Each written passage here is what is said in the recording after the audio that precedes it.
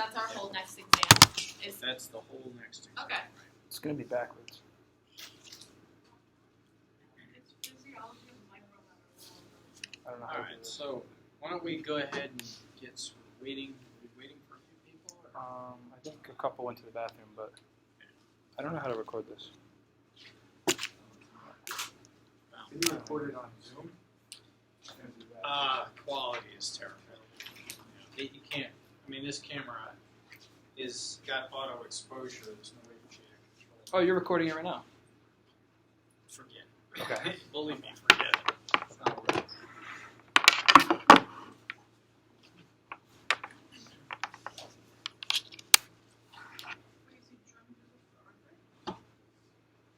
I'm doing it for us. Yeah. Okay, let's go ahead and get started. We've kind of lost a few minutes. Today we're going to start this new topic, neoplasia. Let's first talk a little bit about what a neoplasm is. So, a neoplasm is a group of cells that autonomously proliferates. Most cells will proliferate under the growth controls of the body. The body elaborates the growth factor.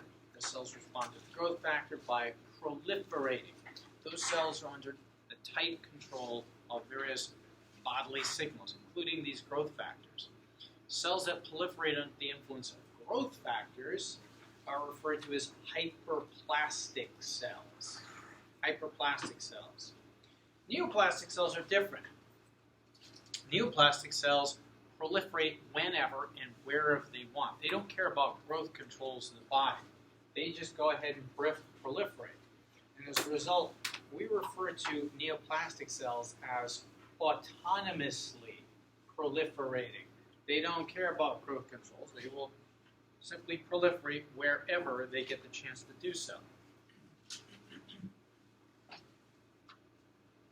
All right.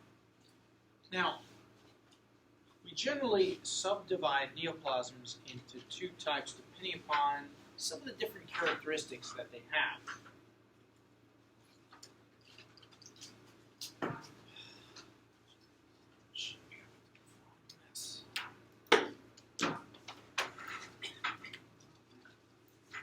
Generally, we subdivide neoplasms into two categories based on typical characteristics they have: benign and malignant.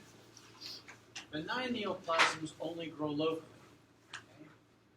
Malignant neoplasms, which are also collectively referred to as cancers, not only can grow locally, but they have the ability to break through barriers and disseminate distally. Let's talk a little bit about these benign neoplasms. Benign neoplasms are groups of cells that proliferate autonomously that can only grow locally.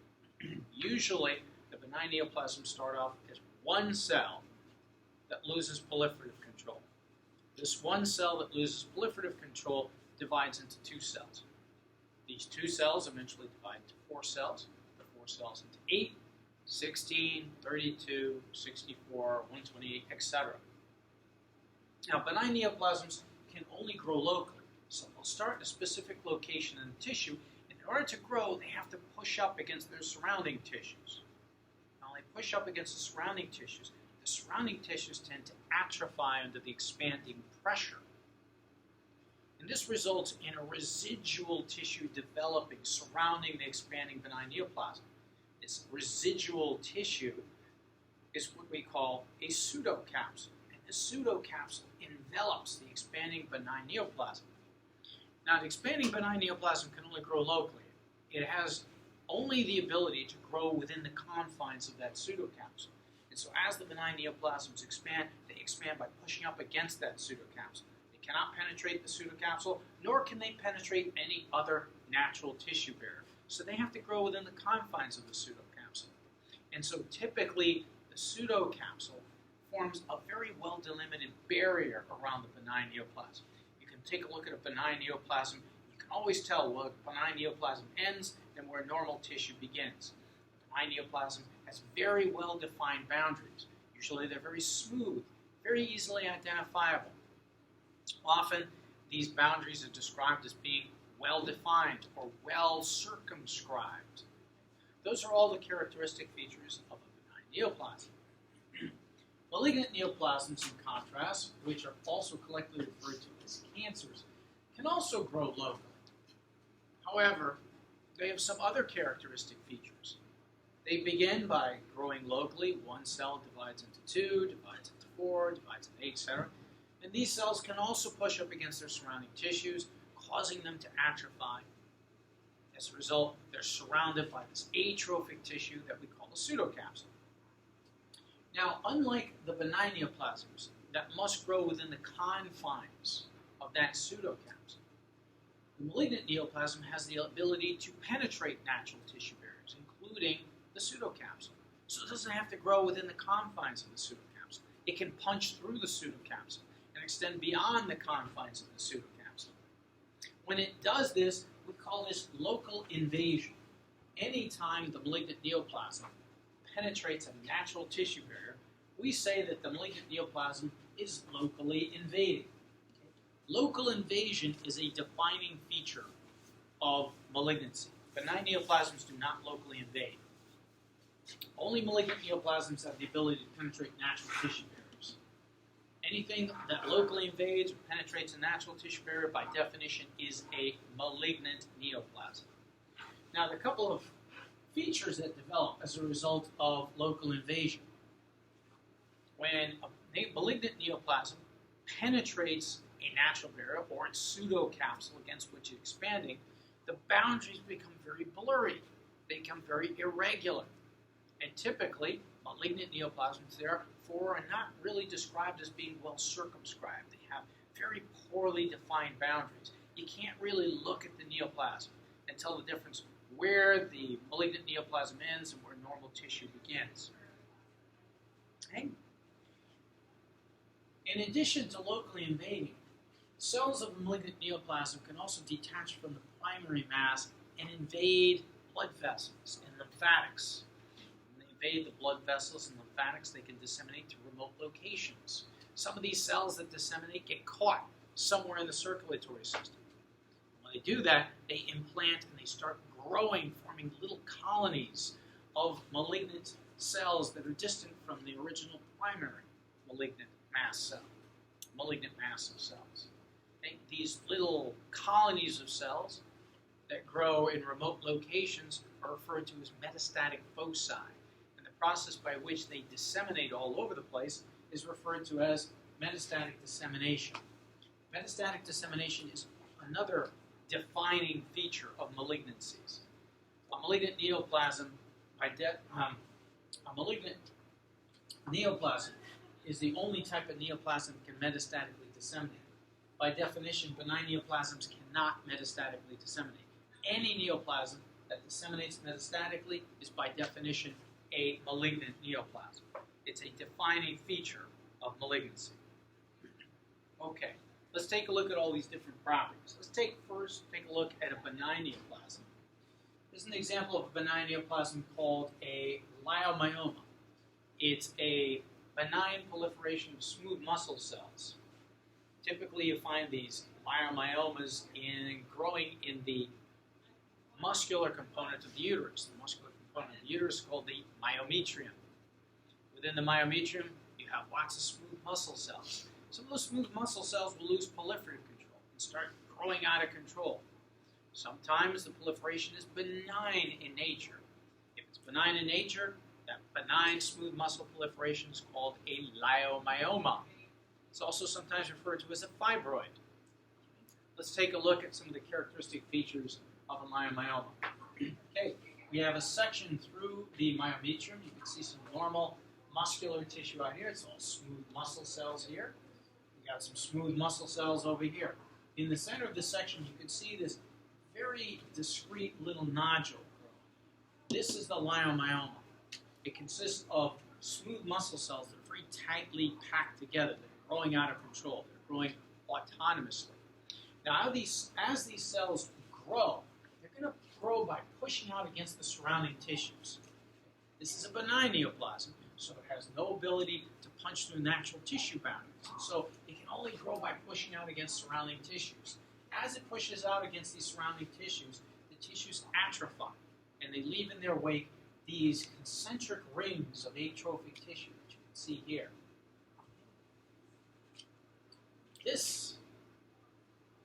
concentric rings are referred to as a pseudocapsule. This is a pseudocapsule. Just consists of rings of atrophic tissue that form as a result of this neoplasm expanding outward and pressure atrophying some of the surrounding cells.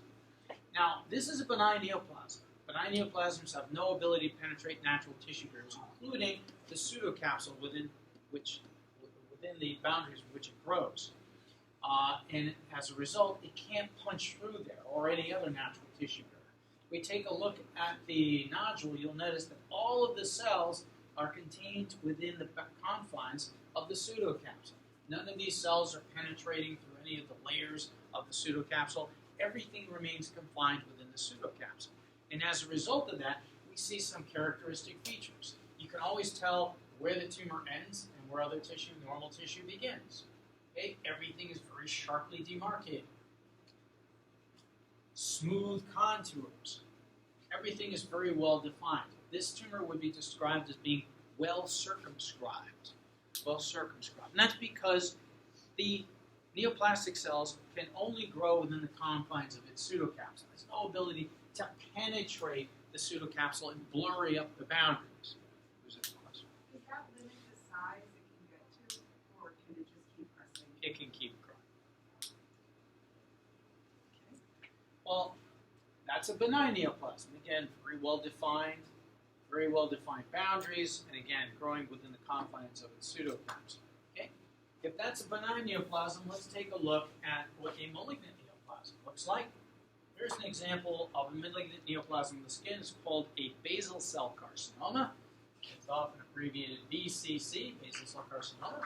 It's a type of cancer that develops in the epidermis of the skin.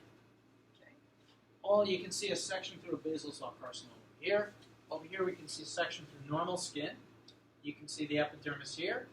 There's the dermis, and there's the subcutis right there. All the different layers of the skin, everything looks normal over here. To the right, you can see this very large mass consisting of very tightly packed cells. Some of these cells are growing, forming nests. Some are forming little trabeculae here, and some are forming lots of little cystic structures. All those cells are cancerous cells, so basal cell carcinoma cells. Now, a basal cell carcinoma like this is a type of malignant neoplasm.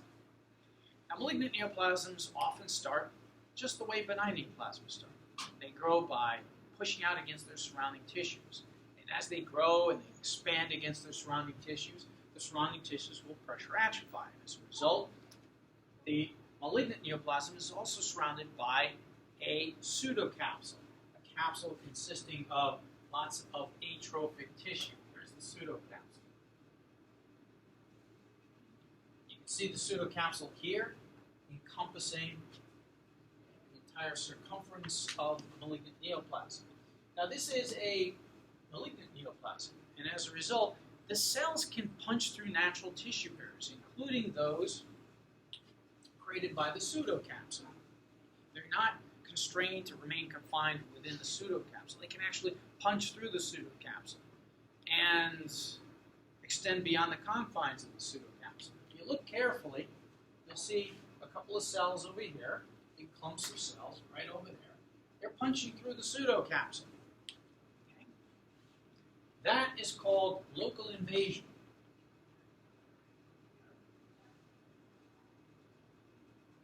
When you see local invasion, you recognize it as a defining feature of malignancy. That's local invasion. Therefore, this neoplasm must be malignant. By definition, it's malignant. Now, as a result of this local invasion, which you can also see here and here, the boundaries of the neoplasm tend to become very blurry and very irregular. Very often, when you look at a neoplasm, also referred to as sometimes a tumor, makes a bump. Sometimes the neoplasm is called a tumor. You look at a tumor, first thing you want to know is it benign or malignant? Well, very often you can make a good guess just by looking at the gross appearance of the tumor. If the tumor has very well circumscribed boundaries, it's probably because local invasion is absent. If you look at the tumor and it has very blurry boundaries, very poorly circumscribed boundaries, that's probably because of local invasion. Local invasion is a defining feature of malignancy.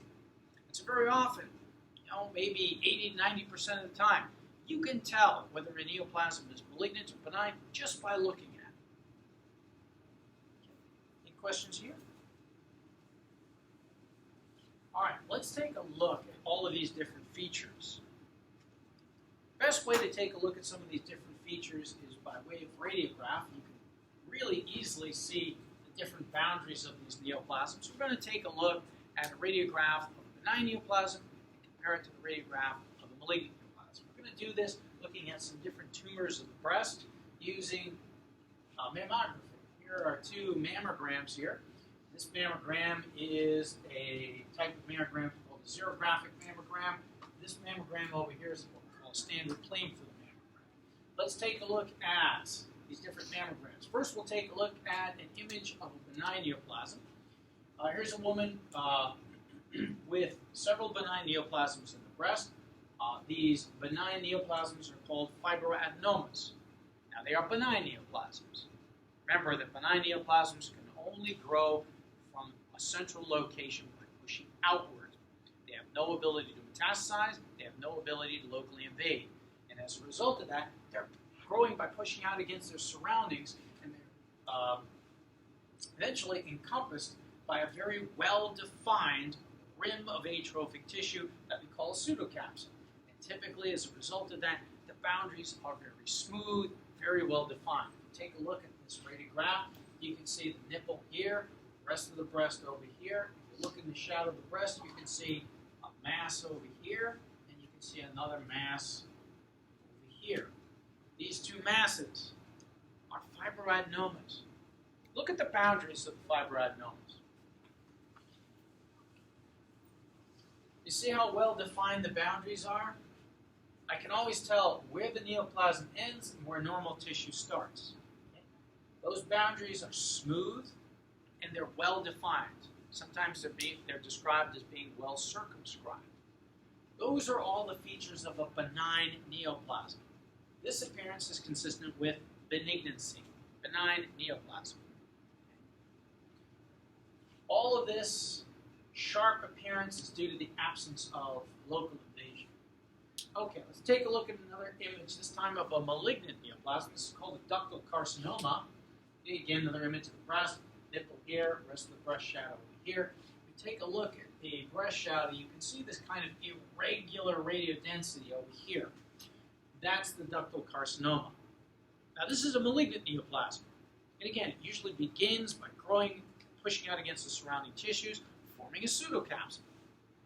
However, because this is a malignant neoplasm, the cells don't remain confined to the boundaries of the pseudocapsule. The neoplastic cells have the ability to penetrate natural tissue barriers like the pseudocapsule, and they can punch right through it. And as they do, the boundaries become very irregular and blurry. Take a look at this image here. This radiodensity, you'll notice, has very irregular borders. It has little rays that extend out from the center of the radiographic density, center of the mass. This is because the cells are penetrating the pseudocapsule and infiltrating the surrounding tissue. They don't remain confined to the pseudocapsule. They don't remain confined to the natural boundaries. They punch through those natural boundaries, resulting in very irregular boundaries, very irregular borders. Okay? That's an example of what a malignant neoplasm would look like. Okay? So here we have a benign neoplasm, nice smooth boundaries, very smooth contours, very well defined boundaries. And over here we have a malignant neoplasm, very irregular boundaries, and very blurry borders. Again, all of that is due to local invasion. Okay, any questions on that? All right, let's take a look and see how a cancer might evolve. And we're going to do this in the context of lungs of cigarette smokers. Cigarette smokers very often develop a type of cancer called squamous cell carcinoma. It develops as a direct result of their smoking cigarettes that are loaded with a lot of toxins and carcinogens that ultimately cause cells to mutate, forming a cancer. Let's take a look and see how this evolves. Okay, we're going to look at this kind of diagrammatic form first, then we'll take a look at some actual specimens. Okay, here's a section through the airway. Okay, over here you can see a depiction of normal airway over here. You got the lumen of the airway right there. And of course you can see the respiratory epithelium over here. Okay? That's the respiratory epithelium. Now you remember that the respiratory epithelium consists of a pseudostratified ciliated cell. These cells have a layer of mucus that coats them, designed to entrap adulterants. You inhale any adulterant, it's trapped in that mucus, and the cilia will bring up this adulterated mucus all the way up to the oral pharynx where it can be swallowed and eliminated through the GI tract. Okay, that's what normally is investing the epithelium. Below that, you can see the basement membrane that they sit on. And below that, you've got some subepithelial tissues. This is where you find some of the stem cells that divide and differentiate to give rise to these pseudostratified ciliated cells. Okay, that's what normal looks like. Lungs of a cigarette smoker. We said that these pseudostratified ciliated cells are very delicate. They often degenerate as a result of the harsh conditions generated by cigarette smoke. The heat, the carcinogens, the tar, the toxins, all of that causes these delicate pseudostratified ciliated cells to degenerate. And you recall that, at least initially, when these ciliated cells degenerate, what happens is that the stem cells just enter the mitotic cycle, they divide, and they give rise to daughter cells, eventually differentiate into new pseudostratified ciliated cells to replace the old ones that were damaged. Okay? Now that can go on for some time. Every time a person smokes a cigarette, okay, these pseudostratified cells are damaged, they're replaced with new cells. However, you also recall that over the course of time, eventually, these stem cells that constantly replicating to replenish the epithelium change their gene expression. Eventually, people smoking a cigarette, okay, damage these pseudostratified ciliated cells. These stem cells will differentiate into a different type of cell, a cell that can better tolerate the conditions generated by cigarette smoke. And that alternate cell type is the squamous cell. What forms is a stratified squamous epithelium. Stratified squamous epithelium replaces the normal pseudostratified ciliated epithelium. We call that a metaplastic change. This is referred to as squamous metaplasia. Very common to see in lungs of cigarette smokers.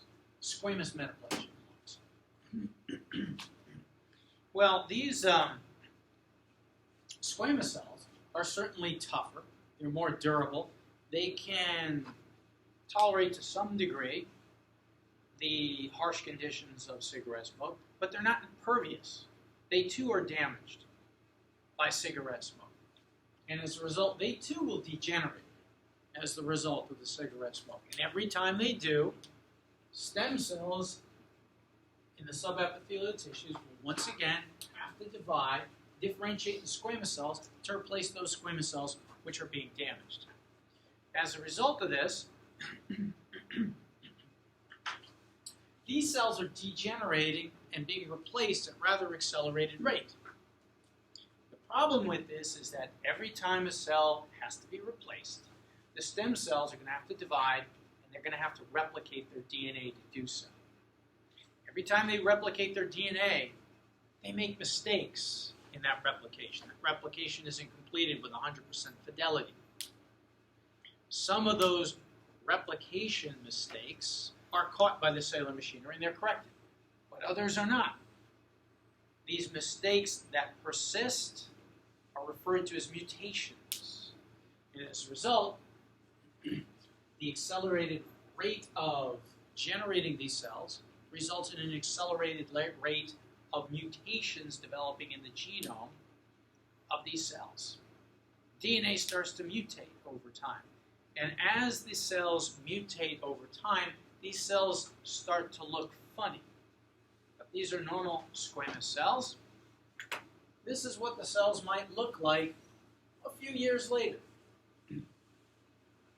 Take a look at this. Another section through the respiratory epithelium. You can see again there's the lumen up there. And here we have this epithelium consisting of cells that kind of look funny. They look squamoid, but they kind of look odd. The cells have very large nuclei in proportion to the cytoplasm. These cells are said to have a high NC ratio. Okay. They're also architecturally disorganized. They're all kind of all over the place. They're also crowding each other. Despite the fact that they're crowding each other, you can see mitotic figures. Cells are still dividing. Okay. Cells should never crowd themselves like this. When cells divide, as soon as they start hitting up against each other, they should stop dividing. That's called contact inhibition. These cells are hitting up against each other, but they're still proliferating and they're crowding each other. These cells are proliferating autonomously. And as a result, these cells not only look funny, these cells are actually neoplastic cells. These are neoplastic cells.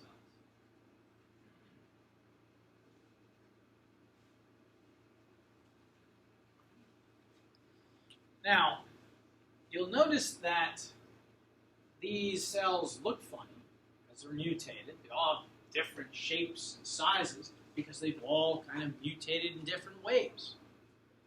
Because of the mutations, they also have lost some proliferative control. They're starting to crowd each other.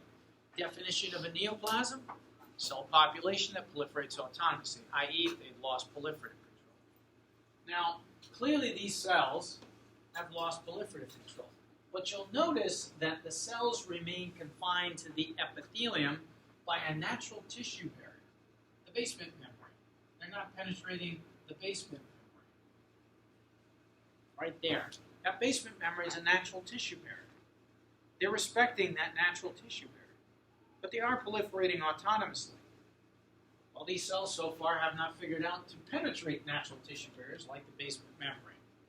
So whatever you want to call this thing, call it a neoplasm. Okay? You can say it's proliferating autonomously. But since it's not penetrating natural tissue barriers, clearly, whatever this is, it's benign.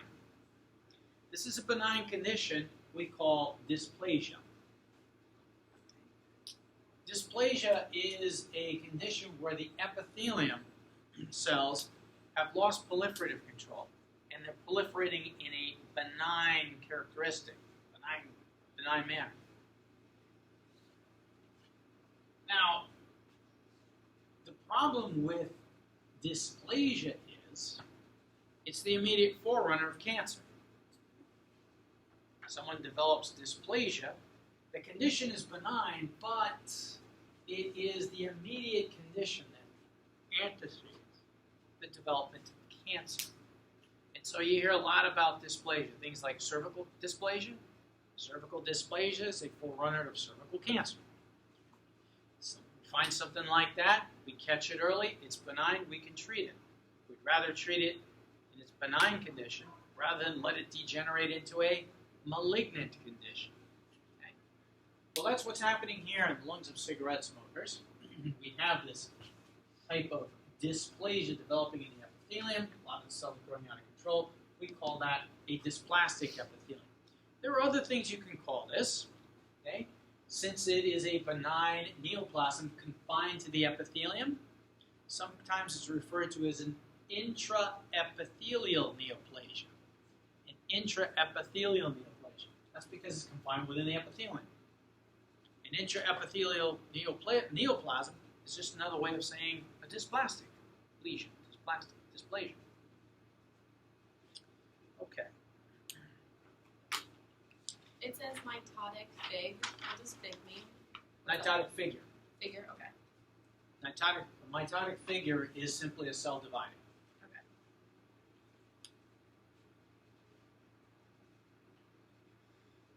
Okay, well, what can happen here now? Well, several things can happen at this stage. The best possible thing is the person can stop smoking.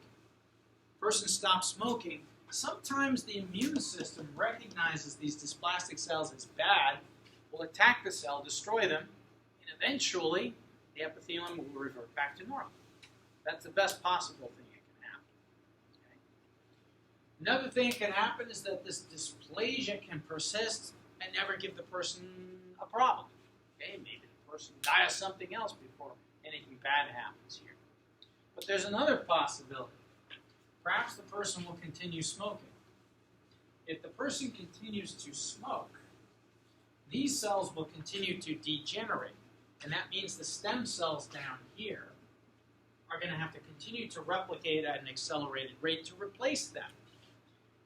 As the stem cells do that, they continue to replicate their DNA, making mistakes. And more mutations accumulate.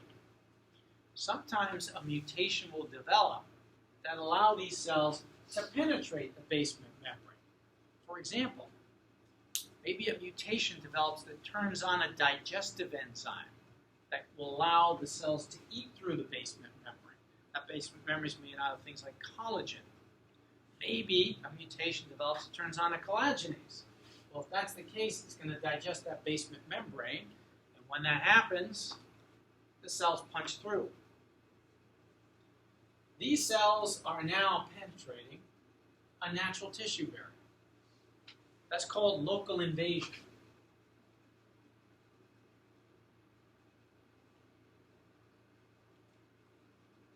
Local invasion is a defining feature of malignancy. This lesion, this is no longer dysplasia. This is no longer an intraepithelial neoplasm. This is no longer benign. This is now malignant. Local invasion is a defining feature of malignancy. What's happened is that this dysplastic lesion has developed into a type of cancer we call squamous cell carcinoma. And that's the type of cancers that cigarette smokers typically develop. Okay, any questions on that?